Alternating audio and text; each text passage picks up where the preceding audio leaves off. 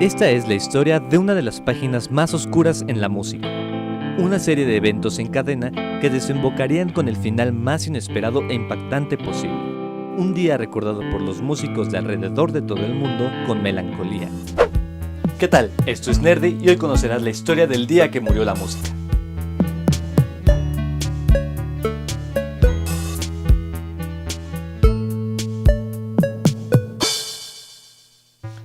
Los años 50.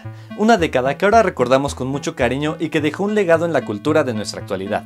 Una época llena de modas que aún siguen de moda. La música de esa época en particular es fácil de identificar para nuestros oídos hoy en día.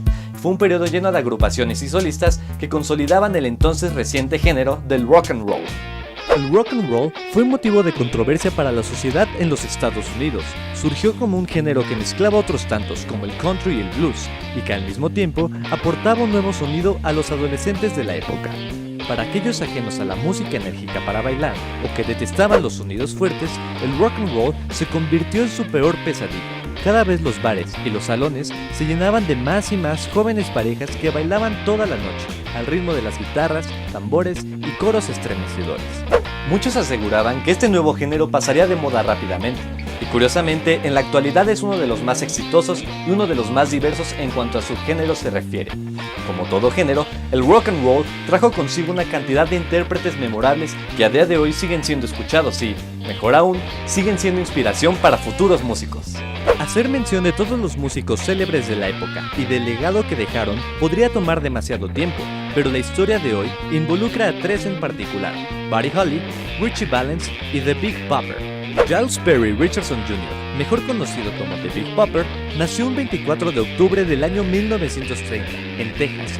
Fue un compositor y cantante, a quien desde su juventud le interesó el trabajo de DJ en la radio. Pronto encontró trabajo como disc jockey y locutor de una estación, y su importancia en la radio fue tal que incluso llegó a romper un récord de transmitir en vivo durante 122 horas y 8 minutos. Cuando no estaba ocupado con su programa de la radio, se le encontraba tocando su guitarra, cantando y escribiendo canciones, las cuales nunca se preocupó en compartir con los demás, hasta que decidió tomarse un descanso de los micrófonos de la estación y priorizar su música. Sus canciones eran interpretadas por él, o bien eran escritas para otros intérpretes.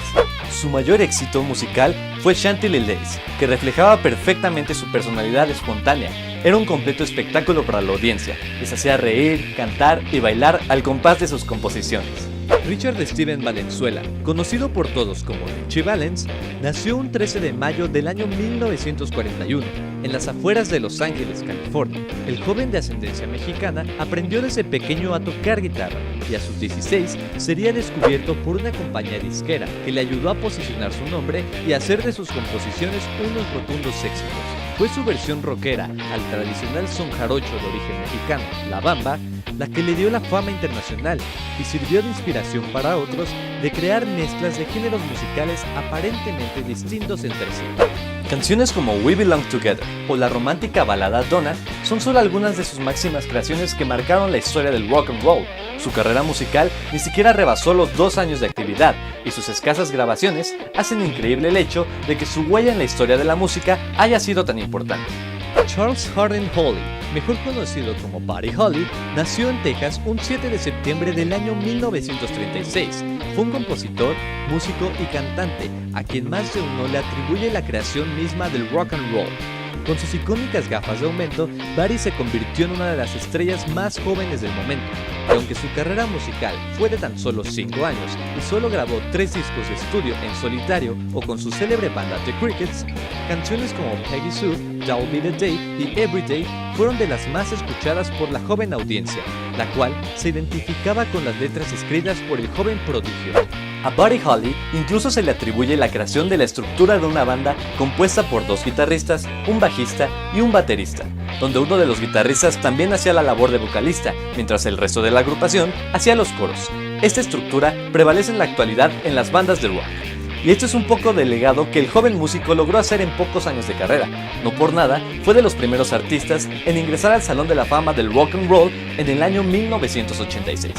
Aunque cada quien tenía su estilo, el destino uniría los caminos de estas tres estrellas en el año 1959. Buddy ya había dejado su banda, pero pronto creó otra, con quien inició una gira llamada The Winter Dance Party, donde se presentaría en 24 estados al norte de los Estados Unidos, junto con otros artistas invitados como Richie Valens y The Big Bopper. El tour acababa de comenzar, pero recorrer grandes distancias para presentarse en cada show comenzaba a ser un problema, y más aún con un autobús con la calefacción averiada a la mitad de un invierno brutal. Aún así, se las arreglaron para llegar a Clear Lake, en Iowa, donde se les programó un show más para el 2 de febrero. Después del concierto, Buddy estaba frustrado por el camión defectuoso y decidió rentar una avioneta, en la cual, junto con unos cuantos acompañantes, podría llegar a Fargo en Dakota del Norte, y así poder llegar con el tiempo suficiente para asearse y descansar para sus próximas presentaciones. Y así se hizo. Rentó la avioneta a $36 por persona, donde además de Buddy, irían Richie Valens, quien jamás había volado en su vida, y The Big Bopper, quien se había enfermado de una terrible gripe. Y en medio de la noche, el joven piloto Roger Peterson despegó la avioneta y piloteó dentro de la tormenta de nieve. Lamentablemente, esa avioneta jamás llegó a su destino. Fue encontrada tiempo después hecha pedazos, aún dentro de Clear Lake. Ninguna de las 4 personas a bordo sobrevivió al impacto. Así fue como el 3 de febrero de 1959, The Big Bopper, de 28 años, Richie Valens, de 18, y Buddy Holly, de 22, perdieron la vida de la manera más inesperada posible. Curiosamente, poco antes de despegar, Richie había jugado un volado con un músico de Buddy para ver quién se quedaba con un lugar en la avioneta. Por su parte, Waylon Jennings, otro músico de Holly, le cedió su lugar de último momento a The Big Bopper al ver que estaba resfriado. Buddy le dijo: "Espero que tu camión se congele", a lo que Jennings le respondió en tono de burla: "Bueno, pues espero que tu avión se estrelle", palabras que, sin saberlo, se convertirían en realidad.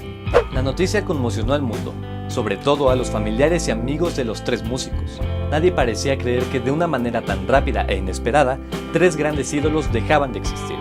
Pronto se hicieron homenajes y su legado sirvió como una inspiración a una nueva generación de músicos talentosos. Años después, en 1971, el músico estadounidense Don McLean compuso su canción más famosa, titulada American Pie, donde de una manera muy inteligente narraba los sucesos históricos que marcaron a toda una década. En esa canción se hace referencia al trágico accidente de la avioneta. Él lo llama El día que murió la música, un título que pronto todos adoptaron para referirse a la tragedia y con el cual ahora se refiere formalmente a dicho evento. La serie de eventos y casualidades que se dieron esa madrugada del 3 de febrero de 1959 provocaron un punto y aparte en la historia de la música. El destino reunió a 3 hombres para un repentino final, pero su legado nunca murió. Hoy, después de medio siglo del suceso, los nuevos músicos siguen siendo inspirados por sus composiciones y sus canciones se siguen escuchando con la misma emoción con la que se escuchaban en aquel entonces. Richie Valens, Buddy Holly y The Big Bopper continúan en la memoria de las personas y su obra quedará por siempre plasmada en la historia del rock and roll. Y con eso termina este episodio de Nerdy, pero pronto nos vemos para conocer otras historias, biografías y explicaciones increíbles. Hasta la próxima, y no olvides que siempre hay cosas nuevas por saber.